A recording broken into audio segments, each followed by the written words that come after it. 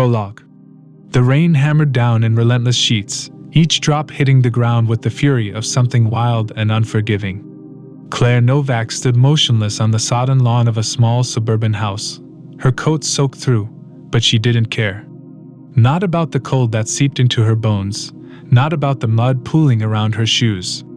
Her eyes, unblinking, were fixed on the dim light filtering through the curtains of the house in front of her. Inside, the muffled sobs of Miriam Larson broke through the patter of the rain, a sound so soft and fragile, it was barely more than a whimper. But Claire heard it. She heard it like a scream. Isabel Larson, 12 years old? Gone. Just like that. Into thin air. No one had heard a thing. No trace. No witness.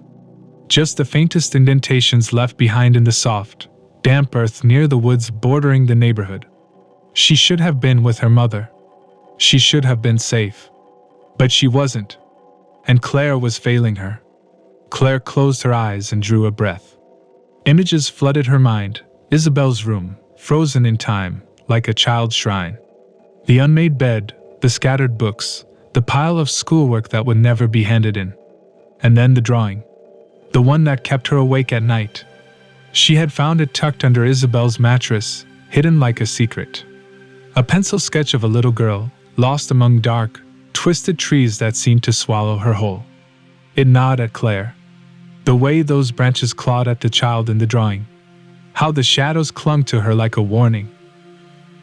2 weeks later, they called off the search. And Claire had never forgiven herself. Chapter 1. The constant buzzing of her phone on the kitchen table rattled Claire out of her trance. She blinked, realizing she had been staring, again, at that damn photograph. The edges of the black and white picture were creased from handling, too many nights spent turning it over in her hands like a puzzle she could never solve. Isabel Larson. Still missing. Still out there. Somewhere. She ran a hand over her face, feeling the tension coiled in her neck. The coffee on the counter had long gone cold, a thin film of neglect floating on top. The phone buzzed once more, its shrill tones slicing through the silence. The precinct. Another call.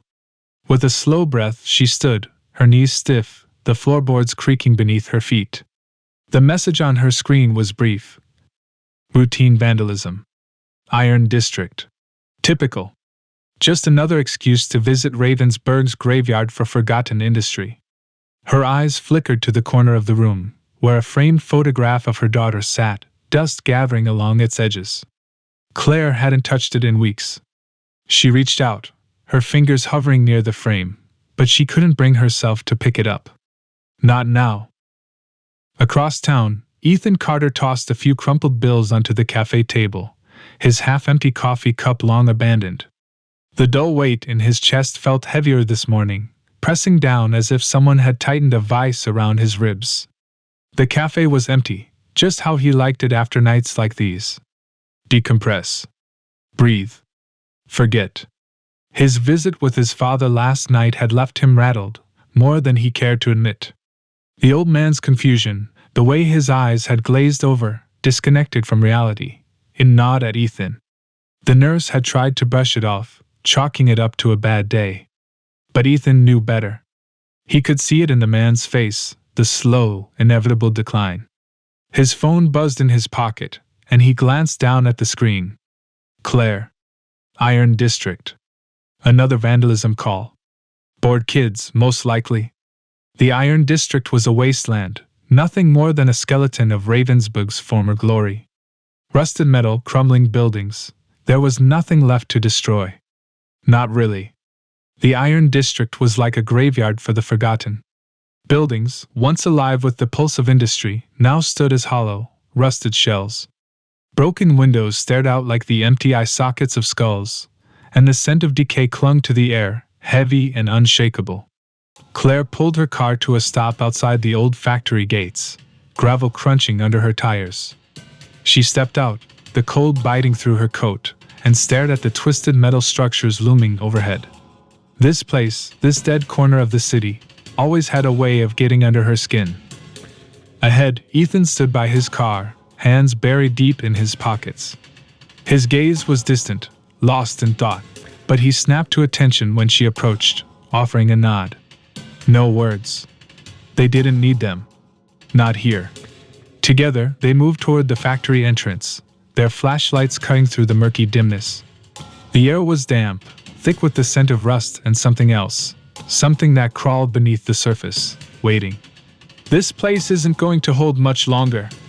Ethan glanced back, his face shadowed in the dim light. Just a quick look. If we don't find anything, we're out. They pressed forward, their footsteps loud against the hollow silence. But then there, a low, ominous creak from above.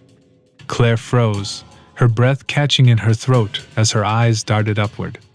A massive section of rusted scaffolding swayed dangerously, its once sturdy bolts now nothing more than corroded metal scraps hanging by a thread. The sound stretched out, filling the void around them, a warning. Then the crack came, sharp and violent, splitting the air like a gunshot. Metal screeched as the scaffolding gave way, crashing down in a storm of debris. Instinct kicked in. Claire lunged toward Ethan, shoving him hard just as the mass of rusted metal collapsed around them. The world exploded into dust and rubble, choking the air, filling her lungs with grit.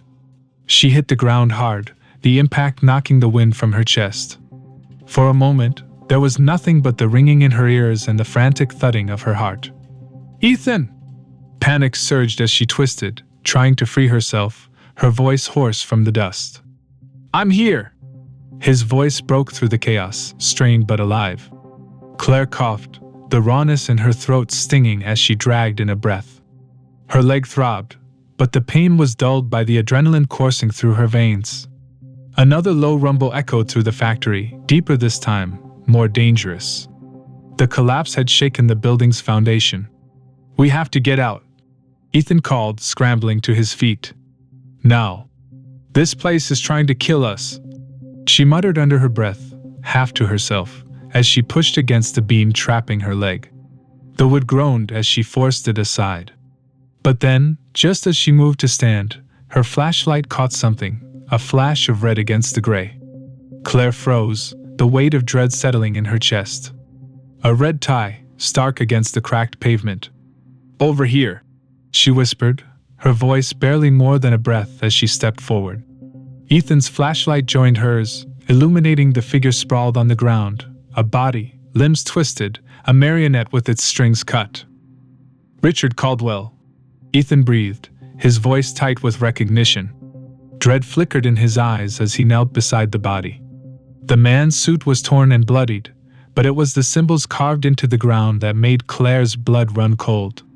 Intricate spirals, dark runes, all circling around the body in a pattern too deliberate to be random. Caldwell had been a political consultant, known for manipulating the city's power structures behind the scenes.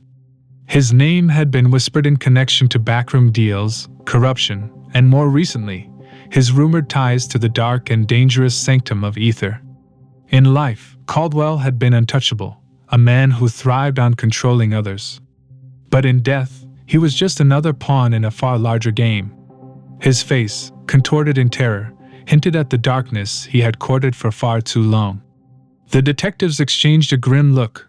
Whatever secrets Caldwell had kept, they had died with him, but his body told a story they couldn't ignore. She crouched, tracing one of the symbols with her gloved hand, her skin prickling at the touch. Cold. Colder than it should be. Ethan stood, his flashlight casting eerie shadows across the scene. Caldwell had enemies. Political ones and others. Claire shook her head, her eyes locked on the twisted symbols beneath her. "This isn't about politics." A rustle from the nearby bushes broke through the silence, sharp and sudden. Both of them turned, guns drawn, but there was nothing, just the wind, carrying with it the faintest scent of decay.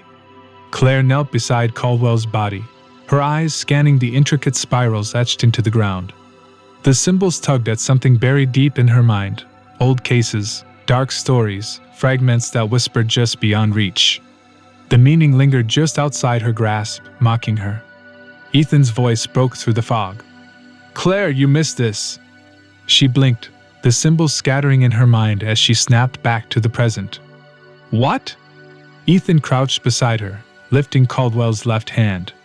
Under the glow of his forensic light, the ring finger came into focus. Here. Someone carved into him, not just the ground. Damn it, Claire hissed under her breath, leaning in for a closer look. The neat, deliberate cuts around Caldwell's fingers sent a shiver through her. She hadn't seen it, hadn't even considered it. Her frustration simmered as she fought to stay in the moment. Ethan moved methodically, his hands scanning the body like they were built for this work. We're dealing with something big, Ethan. Claire's voice was barely above a whisper. Suddenly, she felt the air shift, a cold draft snaking through the building's hollowed-out skeleton. Ethan turned to her, his gaze sharp. Focus, Claire. I am focusing. Are you? He narrowed his eyes. Because it looks like you're somewhere else. Claire stood abruptly, her hands brushing dirt off her knees. What the hell are you getting at? Ethan exhaled, running a hand through his hair, the tension clear in his voice. I'm worried about you. This case, it's not Isabel Larson. The name struck her like a physical blow. I know that. Do you? His voice was firm but gentle. Because every time we get a case, I see it. You're looking for connections that don't exist. The accusation hung between them. Claire opened her mouth to protest, but the words stuck in her throat. Was he right? Had she been seeing patterns where there were none? Her gaze dropped back to the body, to the symbols, to Caldwell's mutilated finger. The certainty she'd felt moments ago wavered. Was she trying to force meaning where it didn't belong? She faltered, her confidence slipping through her fingers like water. I don't know. Ethan softened, stepping closer. Claire, you're one of the best detectives I know. But you can't let one case define you. We have work to do here now. She nodded, swallowing the lump in her throat. You're right. She forced a deep breath, steadying herself. I'm sorry. From the rooftop, Jackson watched them through the scope of his sniper rifle. He observed the detectives with cold precision, memorizing their movements, their faces. His finger hovered over the trigger, poised to strike. The weight of the rifle was steady in his hands, like an extension of himself. Ethan's figure was locked in the crosshairs. Jackson inhaled deeply, steadying his breath, muscles coiled in practiced calm. One pull, and it would be over. He squeezed. The building shuddered beneath him, a sudden tremor jolting the rooftop. The bullet flew off course, striking Ethan near the shoulder instead of the heart. Shit, Jackson cursed, already chambering another round. His trained eyes stayed on the scene below as Claire moved like a blur. Ethan staggered, his hand clutching his shoulder, blood seeping between his fingers. Sniper! Claire screamed, instinctively diving for cover. She pulled her Glock from its holster and fired back, her shots wild but determined.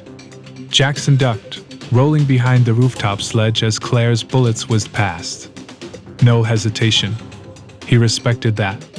But he had to leave now, had to abort before backup arrived. He slung his rifle across his back, his movements fluid, years of experience kicking in. With swift, practiced efficiency, he disappeared into the night, like a shadow fading into the darkness. Claire's heart pounded as she scanned the factory rooftop, her gun still raised, searching for the sniper. But he was gone. The sirens were closing in fast, the faint wail of their approach cutting through the thick silence. She dropped to her knees beside Ethan, blood pooling beneath his body. Stay with me, she whispered, her voice betraying none of the panic thrumming in her chest. She pressed her hands to his wound, the warmth of his blood seeping through her fingers. Hang on, Ethan. Her voice, strong but strained, tried to reassure them both.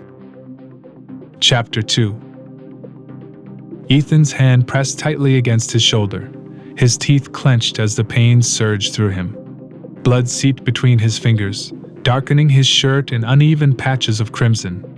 His breath was shallow, each inhale cut short by the sting of the wound. Claire knelt beside him, her eyes assessing the damage, her mind working fast.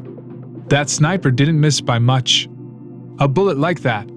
She swallowed hard. It could have taken your head clean off." Ethan tried to offer a weak smile, but all he managed was a grimace. "Guess I'm still lucky." At the hospital, doctors moved with the same practiced urgency. The bullet had grazed Ethan's shoulder, but no bones were broken, just a nasty gash that needed stitching. As they worked on him, Claire stood outside, her hand pressed to her temple, trying to still the chaos running through her mind. The waiting room felt too bright, too sterile, a stark contrast to the blood-streaked factory. She wasn't used to waiting, wasn't used to sitting idle. But here, outside Ethan's hospital room, she was powerless. After what felt like hours, she was finally allowed in. Claire stepped into the room, her boots barely making a sound on the linoleum. Ethan lay on the bed, his arm wrapped in heavy bandages. He looked pale, his left arm hanging limply by his side. "How are you feeling?" Claire asked, her voice softer now that the adrenaline had worn off. She sat down beside him, her eyes flicking to his bandaged shoulder. Ethan grunted. "Like I got shot." Claire smirked, but it didn't reach her eyes. "You're lucky it's not worse." "I know." He shifted slightly, flexing his fingers, wincing as he tried to move his arm. "The doc says I'll be fine, but I can't lift my arm without it feeling like someone's stabbing me." Claire stared at him, her jaw tightening. She could see it in his eyes, the frustration, the helplessness. "We'll handle this together. You'll recover, and we'll find who did this." "What about the investigation? We've seemed to have made progress." "That's why they're scared." Her voice was firmer now, like she was trying to convince herself as much as him. "The symbols, Caldwell, the sniper, it's all connected. We just need to follow the trail."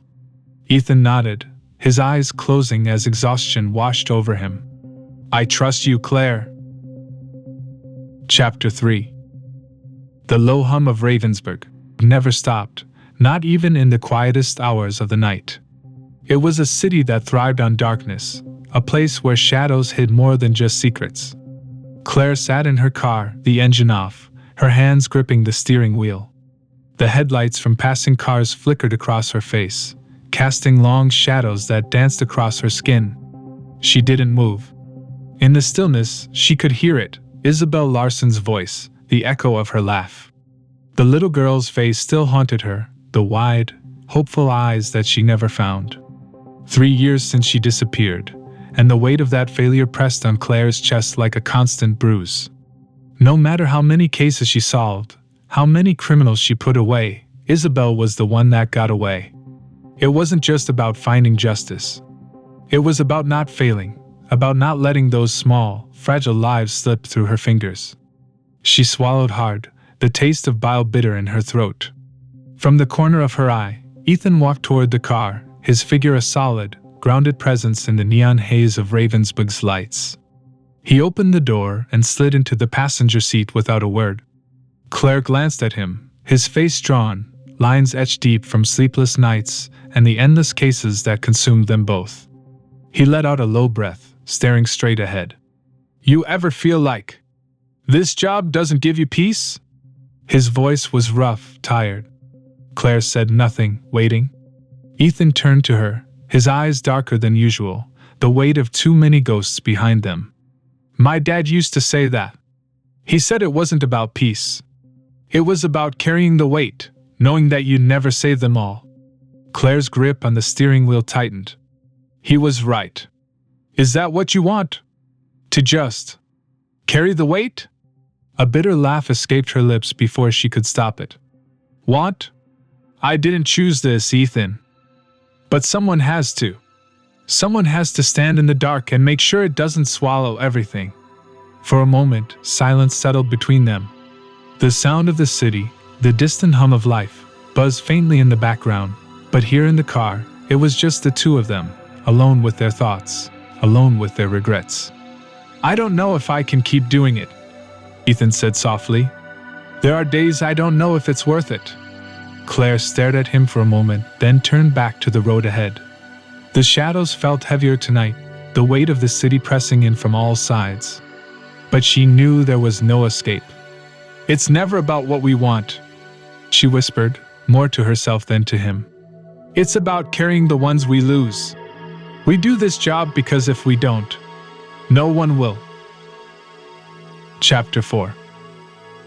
The Caldwell mansion loomed against the dimming sky, its windows catching the last glint of daylight like cold, unblinking eyes. Pristine lawns stretched out before it, manicured to perfection, though an unsettling energy seemed to pulse from the mansion's very walls. Claire Novak stepped out of the car. Towering oak trees lined the driveway. Then he followed Claire, ignoring the pain. Twilight had settled in, the shadows around them growing long and dark. Claire's senses prickled, the silence amplifying every shift in the wind. "We're in for a night," Ethan muttered, more to himself than to her. Claire nodded, her eyes fixed on the mansion. Its grandeur was unmistakable, tall columns, wide stone steps, the architecture exuding wealth and power. But beneath the elegance, she sensed something rotten. Secrets buried deep, waiting to surface. As they approached the front door, Claire reached for the brass knocker. Before her hand could touch it, the door creaked open with a slow groan. Victoria Caldwell stood in the doorway, her black dress hanging off her like a shadow. She looked composed, but the red rims around her eyes and the tremble in her fingers betrayed her. "Detectives," she greeted them, her voice thin, strained. "Please come in." The air inside the mansion was thick with the scent of polished wood and lilies, too fragrant, too strong, as though masking something else. Overhead, a crystal chandelier sparkled, casting fractured light across the marble floors. The light was cold, reluctant to touch the dark corners of the vast room. Ethan cleared his throat as they stepped inside, his voice softer now. "We're sorry for your loss." Victoria's eyes flickered toward him, but they lingered on Claire, as though measuring her. "Richard wasn't well these past weeks," she murmured, glancing toward the portrait above the fireplace. A stern man with cold eyes stared down at them, his expression severe. "He said he could hear my father whispering to him." Claire's gaze followed Victoria's to the portrait. It was the kind of face that felt like it was always watching. She forced herself to turn away. "Whispering?" she asked, her tone carefully even. Victoria's hand twisted the handkerchief she was holding, her composure cracking bit by bit. "He said there were voices at night. He heard them in the shadows, speaking to him. And then, he started seeing things." Ethan shot Claire a glance, the tension in his brow deepening. "Seeing things?" Claire coaxed gently, hoping Victoria would continue. Before Victoria could respond, a soft voice broke the silence. Emily Caldwell stood in the doorway to the parlor, her small frame illuminated by the flickering chandelier. She looked pale, fragile, her dark hair hanging loose around her shoulders, her fingers twisting nervously in her dress. "It wasn't just the shadows," Emily whispered, her voice barely audible. "It was something inside him." Claire's heart skipped a beat. Claire watched her carefully, noting the way the girl's eyes darted to the corners of the room, as if expecting something, or someone, to emerge from them. Emily knew more than she was saying. Emily's eyes flicked nervously toward her mother, then back to Claire. "He wasn't the same after those men came," she whispered. "The men in dark suits. They met with him late at night, and they talked about rituals." Ethan stiffened beside her. The word rituals sent a chill down Claire's spine. "Do you remember any names? Anything specific about them?" she asked, keeping her tone steady, but a sense of urgency crept into her voice. Before Emily could answer, Victoria stepped forward, her control snapping. "That's enough, Emily," she said sharply. Fear, raw and unmasked, colored her voice. "There's no need to bring that up now." But the moment had already passed. Claire and Ethan had heard enough to know there was something far more sinister at play. "We need to see Richard's study," Claire said, her voice more confident than she felt. "There may be something there that can help us understand what he was going through." Victoria hesitated, her face pale, but finally she nodded. "This way," she said, leading them down a dimly lit corridor. The study was as grand as the rest of the house, rich mahogany furniture, towering shelves lined with books, a large desk that dominated the room. The detective stepped into Richard Caldwell's study. Ethan's gaze traveled the room, his eyes catching on a dark shape near the fireplace. "You seeing this?"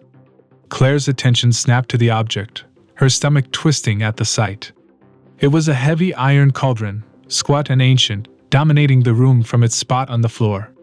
Even in the low light, she could make out intricate carvings on its surface, twisted figures, human and animal, writhing and merging into one another in a ghastly swirl.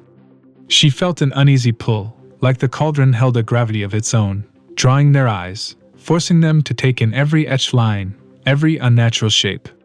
"Looks like it's been used recently," Claire murmured, noticing the thick, oily soot layered over its rusted iron surface, the faint sheen catching the light. She shivered, her skin prickling. Ethan nodded, keeping his distance. "Some kind of ritual vessel, maybe? Definitely old and expensive." "More than that," Claire replied, her voice barely a whisper. This isn't just a collector's item." They exchanged a glance, silent understanding passing between them. Caldwell's life had just taken on a new shape, one steeped in rituals, shadows, and symbols far darker than they'd anticipated. The cauldron wasn't just an artifact. They moved methodically, their eyes scanning the room. Ethan began sifting through the papers on the desk while Claire inspected the shelves. Amidst the chaos, they found a journal, its pages filled with Richard's frantic handwriting, each entry more disjointed and erratic than the last. Ethan's voice was grim as he read aloud. "The shadows. They speak to me. I hear them in the walls. They tell me to give, to offer. The sanctum promises power, but at what cost? The darkness follows me, it follows us all." Claire's stomach twisted. "He knew," she whispered. "He knew something was wrong, but he couldn't stop." The mansion, once grand, now felt like a tomb, a place where secrets festered in the dark, refusing to die. As they turned to leave the study, Claire couldn't shake the feeling that they were being watched. Whatever Richard Caldwell had been involved in, it wasn't over.